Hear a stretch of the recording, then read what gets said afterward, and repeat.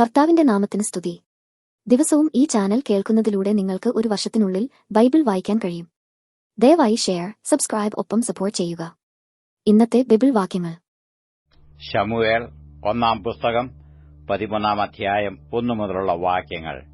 1 ശമൂവേൽ 13 അധ്യായം 1 മുതലുള്ള വാക്യങ്ങൾ. ശൌൽ രാജാവായപ്പോൾ 30 വയസ്സുള്ളവനായിരുന്നു.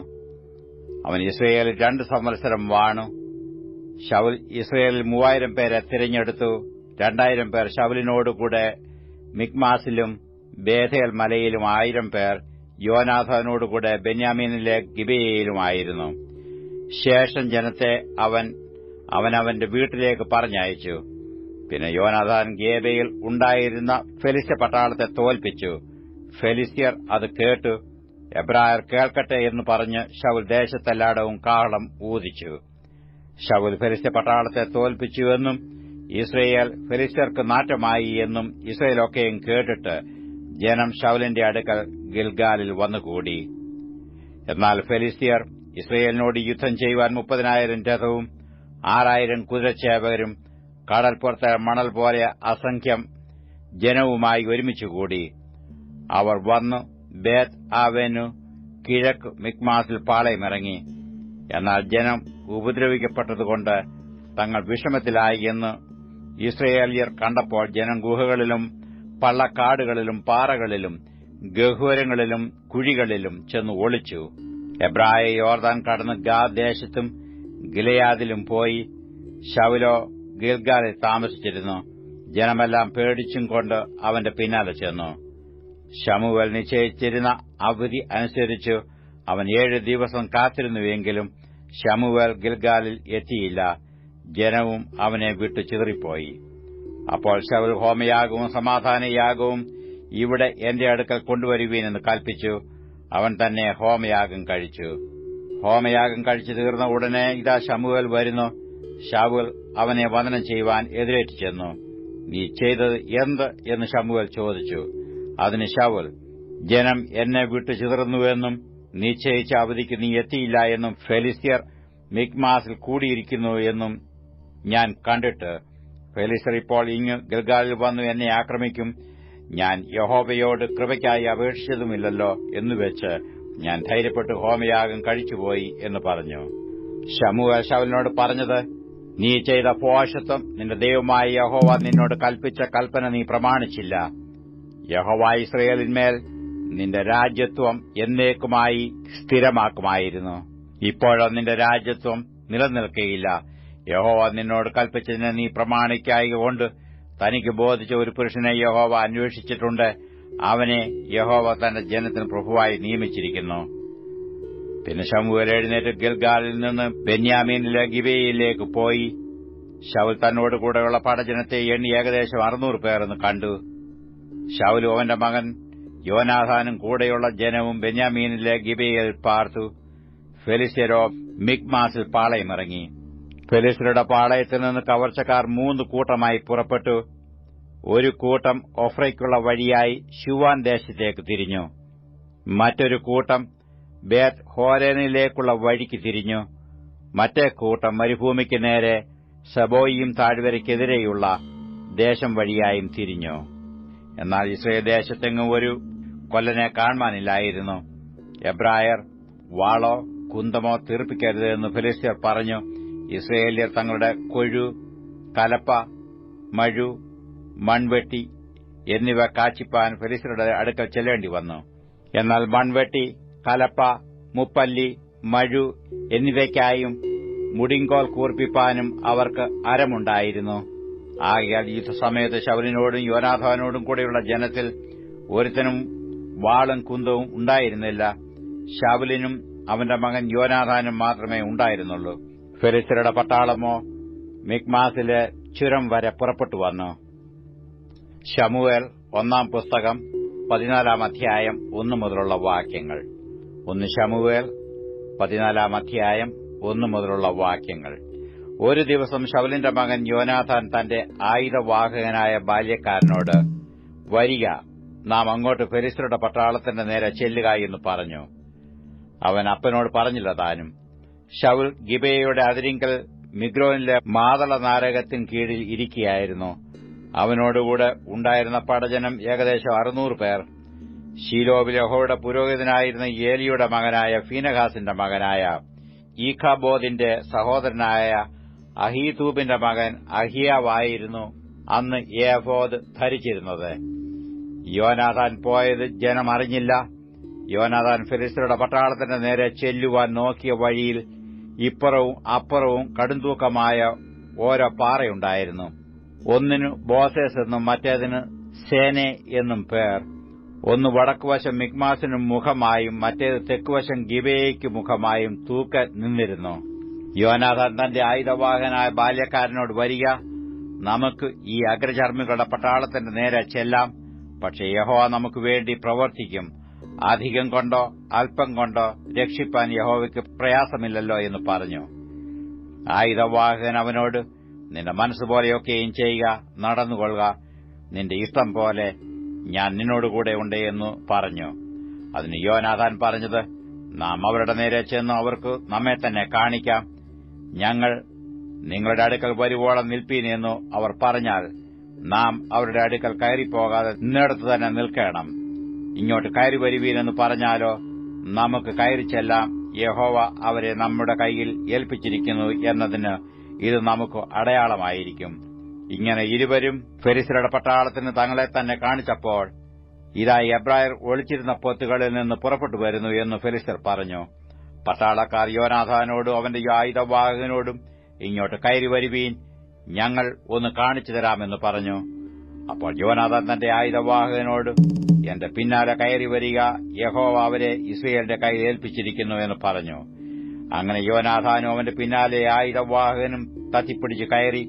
അവർ യോനാഥാന്റെ മുമ്പിൽ വീണു. ആയുധവാഹകൻ അവന്റെ പിന്നാലെ കൊന്നും കൊണ്ട് നടന്നു. യോനാഥാനും ആയുധവാഹകനും ചെയ്ത ഈ ആദ്യ സംഹാരത്തിൽ ഒരു കാണി നിലത്തിന്റെ പാതി നീളത്തിനകം 20 പേർ വീണു. പാളയത്തിലും പോർക്കളത്തിലും സർവ്വജനത്തിലും നടുക്കമുണ്ടായി. പട്ടാളവും കവർച്ചക്കാരും കൂടെ വിറച്ചു. ഭൂമി കുലുങ്ങി വലിയൊരു നടുക്കമുണ്ടായി. അപ്പോൾ ബെന്യാമീനിലെ ഗിബെയയിൽ നിന്ന് ശൌലിന്റെ കാവൽക്കാർ നോക്കി പുരുഷാരം ചിന്നി അങ്ങുമിങ്ങും ഓടുന്നത് കണ്ടു. ശൌൽ കൂടെയുള്ള ജനത്തോട്, എണ്ണി നോക്കി നമ്മിൽ നിന്ന് പോയവർ ആരെന്നറിവീൻ എന്ന് കൽപ്പിച്ചു. അവർ എണ്ണി നോക്കിയപ്പോൾ യോനാഥാനും അവന്റെ ആയുധവാഹകനും ഇല്ലായിരുന്നു. ശൌൽ അഹിയാവിനോട്, ദൈവത്തിന്റെ പെട്ടകം ഇവിടെ കൊണ്ടുവരിക എന്ന് പറഞ്ഞു. ദൈവത്തിന്റെ പെട്ടകം ആ കാലത്ത് ഇസ്രായേൽ മക്കളുടെ അടുക്കൽ ഉണ്ടായിരുന്നു. ശൌൽ പുരോഹിതനോട് സംസാരിച്ചുകൊണ്ടിരിക്കുമ്പോൾ ഫെലിസ്ത്യരുടെ പാളയത്തിലെ കലാപം മേൽക്കുമേൽ വർദ്ധിച്ചു വന്നു. അപ്പോൾ ശൌൽ പുരോഹിതനോട്, നിന്റെ കൈ വലിക്ക എന്ന് പറഞ്ഞു. ശൌലും കൂടെയുള്ള ജനമൊക്കെ ഒന്നിച്ചുകൂടി പടക്കി ചെന്നു. അവിടെ അവർ അന്യോന്യം വെട്ടി വലിയ കലക്കമായിരിക്കുന്നത് കണ്ടു. മുമ്പ് ഫെലിസ്ത്യരോട് ചേർന്ന് ചുറ്റുമുള്ള ദേശത്തു നിന്നു അവരോടുകൂടെ പാളയത്തിൽ വന്നിരുന്ന എബ്രായരും ശൌലിനോടും യോനാഥാനോടും കൂടെ ഉണ്ടായിരുന്ന ഇസ്രായേല്യരുടെ പക്ഷം തിരിഞ്ഞു. അങ്ങനെ തന്നെ എഫ്രയീം മലനാട്ടിൽ ഒളിച്ചിരുന്ന ഇസ്രായേല്യരൊക്കെയും ഫെലിസ്ത്യർ തോറ്റോടിയെന്ന് കേട്ടയുടനെ അവരും പടയിൽ ചേർന്നു അവരെ പിന്തുടർന്നു. അങ്ങനെ യഹോവ ഇസ്രായേലിനെ രക്ഷിച്ചു പട ബേത് ആവേൻ വരെ പരന്നു. സന്ധ്യയ്ക്ക് മുമ്പും ഞാൻ എന്റെ ശത്രുക്കളോട് പ്രതികാരം ചെയ്യുവോളവും ആഹാരം കഴിക്കുന്നവൻ ശപിക്കപ്പെട്ടവൻ എന്ന് ശൌൽ പറഞ്ഞ ജനത്തെക്കൊണ്ട് സത്യം ചെയ്യിച്ചിരുന്നതിനാൽ ഇസ്രായേല്യർ അന്ന് വിഷമത്തിലായി. ജനത്തിൽ ഒരുത്തനും ആഹാരം ആസ്വദിച്ചതുമില്ല. ജനമൊക്കെയും ഒരു കാട്ടുപ്രദേശത്തു എത്തി. അവിടെ നിലത്ത് തേനുണ്ടായിരുന്നു. ജനം കാട്ടിൽ കടന്നപ്പോൾ തേൻ ഈറ്റിറ്റു വീഴുന്നത് കണ്ടു. എങ്കിലും സത്യത്തെ ഭയപ്പെട്ട് ആരും തന്റെ കൈ വായിലേക്ക് കൊണ്ടുപോയില്ല. യോനാഥാനോ തന്റെ അപ്പൻ ജനത്തെക്കൊണ്ട് സത്യം ചെയ്യിച്ചത് കേൾക്കാതിരുന്നതിനാൽ വടിയുടെ അറ്റം നീട്ടി ഒരു തേൻകട്ടയിൽ കുത്തി അതെടുത്ത് തന്റെ കൈ വായിലേക്ക് കൊണ്ടുപോയി അവന്റെ കണ്ണു തെളിഞ്ഞു. അപ്പോൾ ജനത്തിൽ ഒരുത്തൻ, ഇന്ന് യാതൊരു ആഹാരമെങ്കിലും കഴിക്കുന്നവൻ ശപിക്കപ്പെട്ടവനെന്ന് പറഞ്ഞു. നിന്റെ അപ്പൻ ജനത്തെക്കൊണ്ട് സത്യം ചെയ്യിച്ചിട്ടുണ്ട്, ജനം ക്ഷീണിച്ചുമിരിക്കുന്നു എന്ന് പറഞ്ഞു. അതിന് യോനാഥാൻ, എന്റെ അപ്പൻ ദേശത്തെ കഷ്ടത്തിലാക്കി ഞാൻ ഈ തേൻ ഒരൽപ്പം ആസ്വദിക്കൊണ്ട് എന്റെ കണ്ണ് തെളിഞ്ഞത് കണ്ടില്ലയോ? ജനത്തിന് കണ്ടുകിട്ടിയ ശത്രുക്കളുടെ കൊള്ളയിൽ നിന്ന് അവരെടുത്ത് ഇന്ന് വേണ്ടും പോലെ ഭക്ഷിച്ചിരുന്നുവെങ്കിൽ എത്ര നന്നായിരുന്നു. എന്നാൽ ഇപ്പോൾ ഫെലിസ്ത്യരുടെ അപജയം അത്ര വലുതായില്ലല്ലോ എന്ന് പറഞ്ഞു. അവർ അന്ന് മിക്മാസ് തുടങ്ങി അയ്യാലോൻ വരെ ഫെലിസ്ത്യരെ സംഹരിച്ചു. ജനം ഏറ്റവും തളർന്നുപോയി. ആകയാൽ ജനം കൊള്ളയ്ക്ക് ഓടിച്ചെന്ന് ആടുകളെയും കാളകളെയും കിടാക്കളെയും പിടിച്ച് നിലത്തുവെച്ചു അറുത്ത് രക്തത്തോടുകൂടെ തിന്നു. ജനം രക്തത്തോടെ തിന്നുന്നതിനാൽ യഹോവയോട് പാപം ചെയ്യുന്നു എന്ന് ശൌലിന് അറിവ് കിട്ടിയപ്പോൾ അവൻ, നിങ്ങൾ ഇന്ന് ദ്രോഹം ചെയ്യുന്ന ഒരു വലിയ കല്ല് എന്റെ അടുക്കൽ ഉരുട്ടിക്കൊണ്ടുവരുവീനെന്ന് പറഞ്ഞു. പിന്നെയും ശൌൽ, നിങ്ങൾ ജനത്തിന്റെ ഇടയിൽ എല്ലായിടവും ചെന്നു അവരോട്, ഓരോരുത്തൻ താന്താന്റെ കാളയെയും ആടിനെയും എന്റെ അടുക്കൽ കൊണ്ടുവന്ന് ഇവിടെ വെച്ചു അറുത്ത് തിന്നുകൊള്ളുവീൻ, രക്തത്തോടെ തിന്നുന്നതിനാൽ യഹോവയോട് പാപം ചെയ്യരുതേ എന്ന് പറവീനെന്ന് കൽപ്പിച്ചു. അങ്ങനെ ജനമെല്ലാം കാളകളെ അന്ന് രാത്രി കൊണ്ടുവന്നു അവിടെ വെച്ചു അറുത്തു. ശൌൽ യഹോവയ്ക്കൊരു യാഗപീഠം പണിതു. അവനത് യഹോവയ്ക്ക് ആദ്യം പണിത യാഗപീഠമായിരുന്നു. അനന്തരം ശൌൽ, നാം രാത്രിയിൽ തന്നെ ഫെലിസ്ത്യരെ പിന്തുടർന്ന് പുലരുവോളം അവരെ കൊള്ളയിടുക, അവരിൽ ഒരുത്തിനെയും ശേഷിപ്പിക്കരുതെന്ന് കൽപ്പിച്ചു. നിനക്ക് ബോധിച്ചതുപോലെയൊക്കെയും ചെയ്തുകൊള്ളുക എന്ന് അവർ പറഞ്ഞപ്പോൾ, നാം ഇവിടെ ദൈവത്തോട് അടുത്തു ചെല്ലുക എന്ന് പുരോഹിതൻ പറഞ്ഞു. അങ്ങനെ ശൌൽ ദൈവത്തോട്, ഞാൻ ഫെലിസ്ത്യരെ പിന്തുടരണമോ? നീ അവരെ ഇസ്രായേലിന്റെ കൈയിൽ ഏൽപ്പിക്കുമോ എന്ന് അരുളപ്പാട് ചോദിച്ചു. എന്നാൽ അന്ന് അവന് അരുളപ്പാട് ലഭിച്ചില്ല. അപ്പോൾ ശൌൽ ജനത്തിന്റെ പ്രധാനികൾ ഒക്കെയും ഇവിടെ അടുത്തു വരട്ടെ, ഇന്ന് പാപം സംഭവിച്ചത് ഏത് കാര്യത്തിലെന്ന് അന്വേഷിച്ചറിവീൻ. ഇസ്രായേലിനെ രക്ഷിക്കുന്ന യഹോവയാണ്. അത് എന്റെ മകൻ യോനാഥാനിൽ തന്നെയായിരുന്നാലും അവൻ മരിക്കണം നിശ്ചയമെന്ന് പറഞ്ഞു. എന്നാൽ അവനോട് ഉത്തരം പറവാൻ സർവ്വജനത്തിലും ഒരുത്തനും തുനിഞ്ഞില്ല.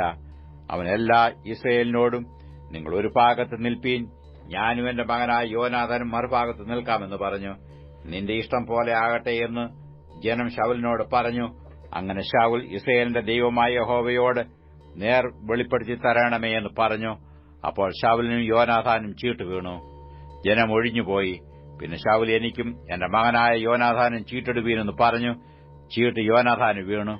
ശൌൽ യോനാഥാനോട്, നീ എന്തു ചെയ്തു? എന്നോട് പറക എന്ന് പറഞ്ഞു. യോനാഥാൻ അവനോട്, ഞാൻ എന്റെ വടിയുടെ അറ്റം കൊണ്ട് അല്പം തേൻ ആസ്വദിച്ചതേയുള്ളൂ, അതുകൊണ്ട് ഇതാ ഞാൻ മരിക്കേണ്ടി വന്നിരിക്കുന്നുവെന്ന് പറഞ്ഞു. അതിന് ശൌൽ, ദൈവം എന്നോട് തക്കവണ്ണവും അധികവും ചെയ്യട്ടെ, യോനാഥാനെ നീ മരിക്കണമെന്ന് ഉത്തരം പറഞ്ഞു. എന്നാൽ ജനം ശൌലിനോട്, ഇസ്രായേൽ ഈ മഹാരക്ഷ പ്രവർത്തിച്ചിരിക്കുന്ന യോനാഥാൻ മരിക്കണമോ? ഒരിക്കലും അരുതേ, യഹോവയാണ്, അവന് തലയിലെ ഒരു രോമവും നിലത്ത് വീഴുകയില്ല, അവൻ ഇന്ന് ദൈവത്തോടുകൂടെയല്ലോ പ്രവർത്തിച്ചിരിക്കുന്നത് എന്ന് പറഞ്ഞു. അങ്ങനെ ജനം യോനാഥാനെ വീണ്ടെടുത്തു. അവൻ മരിക്കേണ്ടി വന്നതുമില്ല. ശൌൽ ഫെലിസ്ത്യരെ പിന്തുടരാതെ മടങ്ങിപ്പോയി. ഫെലിസ്ത്യരും തങ്ങളുടെ സ്ഥലത്തേക്ക് പോയി.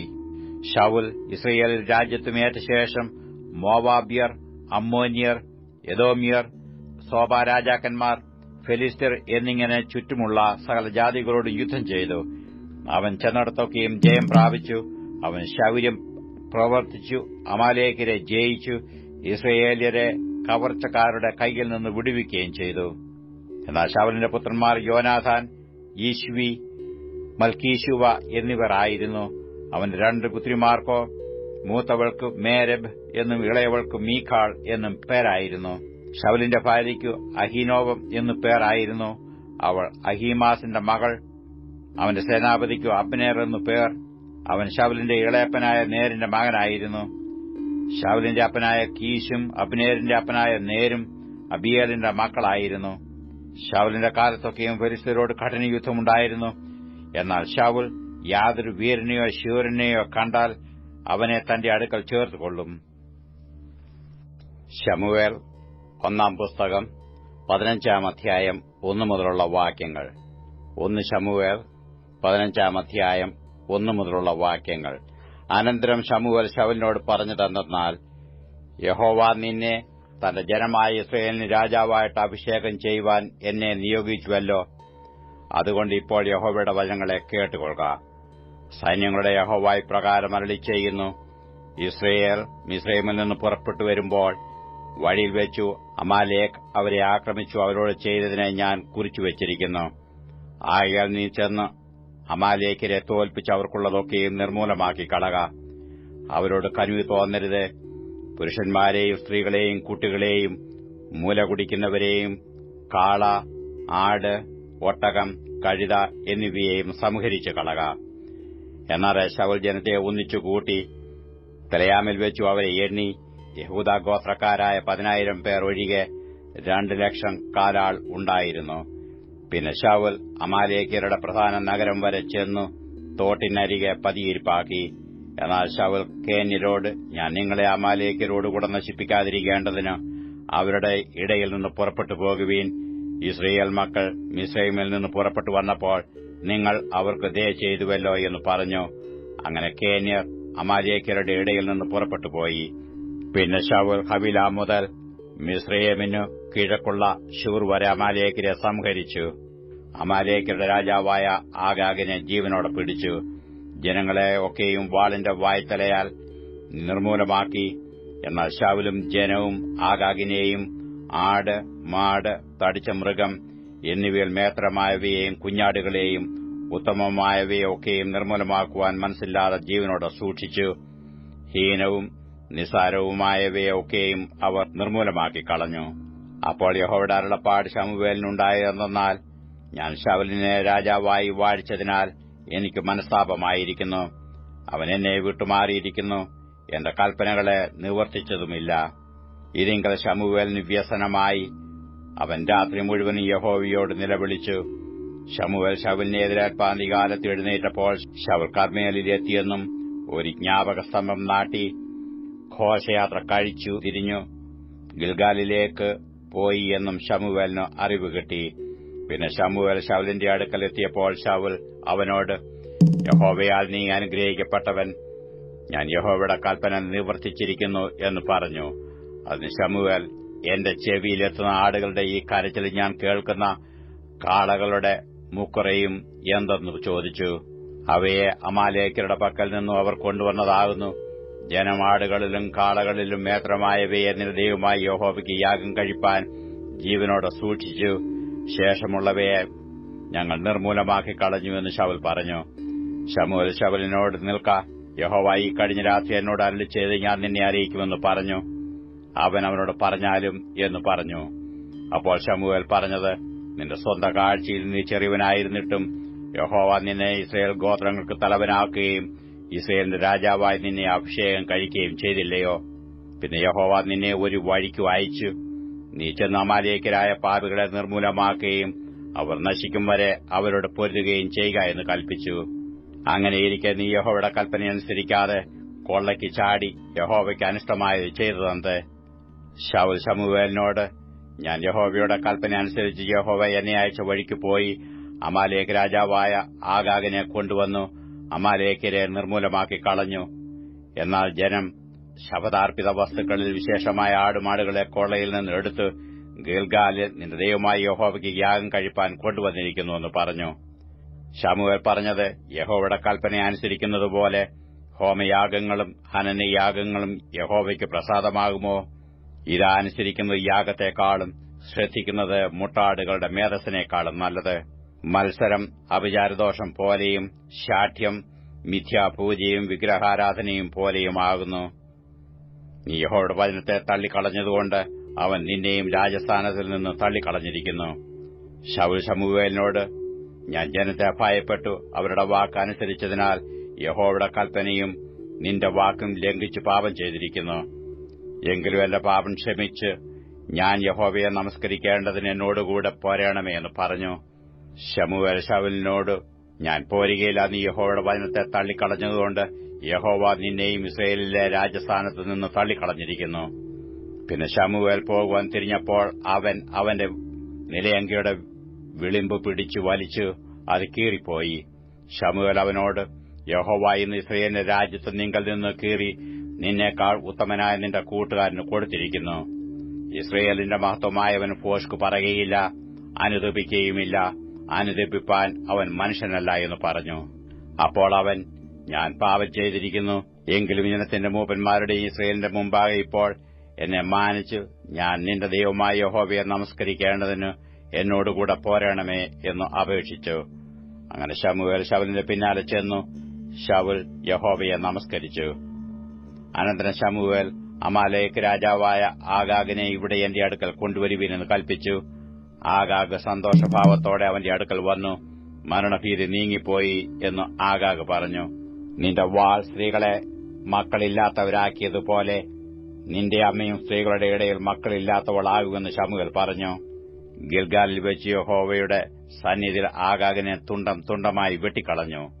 പിന്നെ ശമൂവേൽ രാമയിലേക്ക് പോയി ശൌലിന്റെ ഗിബെയയിൽ അരമനയിലേക്ക് പോയി. ശമൂവേൽ ജീവപര്യന്തം ശൌലിനെ പിന്നെ കണ്ടില്ല. എങ്കിലും ശമൂവേൽ ശൌലിനെക്കുറിച്ച് ദുഃഖിച്ചു. യഹോവയും താൻ ശൌലിനെ ഇസ്രായേലിന് രാജാവാക്കിയതുകൊണ്ട് അനുതപിച്ചു. യോഹന്നാൻ എഴുതിയ 1 ലേഖനം 5 അധ്യായം 1 മുതലുള്ള വാക്യങ്ങൾ. 1 യോഹന്നാൻ 5 അധ്യായം 1 മുതലുള്ള വാക്യങ്ങൾ.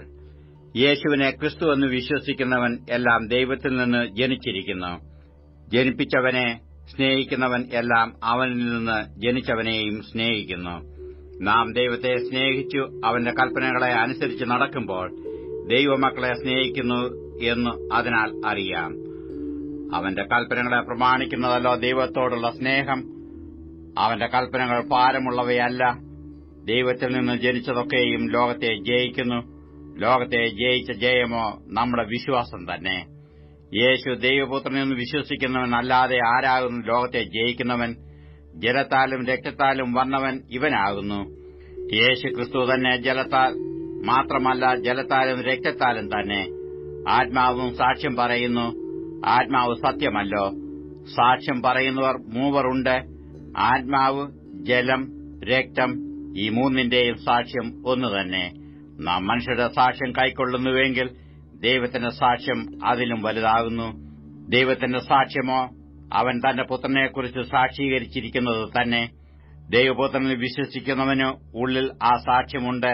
ദൈവത്തെ വിശ്വസിക്കാത്തവൻ ദൈവം തന്റെ പുത്രനെക്കുറിച്ച് പറഞ്ഞ സാക്ഷ്യം വിശ്വസിക്കായികയാൽ അവനെ അസത്യവാദിയാക്കുന്നു.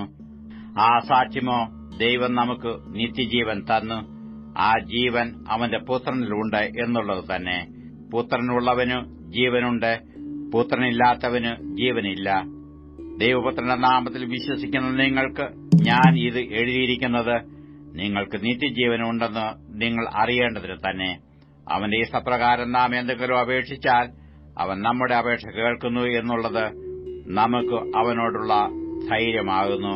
നാം എന്തു അപേക്ഷിച്ചാലും അവൻ നമ്മുടെ അപേക്ഷ കേൾക്കുന്നു എന്നറിയുന്നുവെങ്കിൽ അവനോട് കഴിച്ച അപേക്ഷ നമുക്ക് ലഭിച്ചു എന്നും അറിയുന്നു. സഹോദരൻ മരണത്തിനല്ലാത്ത പാപം ചെയ്യുന്നത് ആരെങ്കിലും കണ്ടാൽ അപേക്ഷിക്കാം, ദൈവം അവന് ജീവനെ കൊടുക്കും.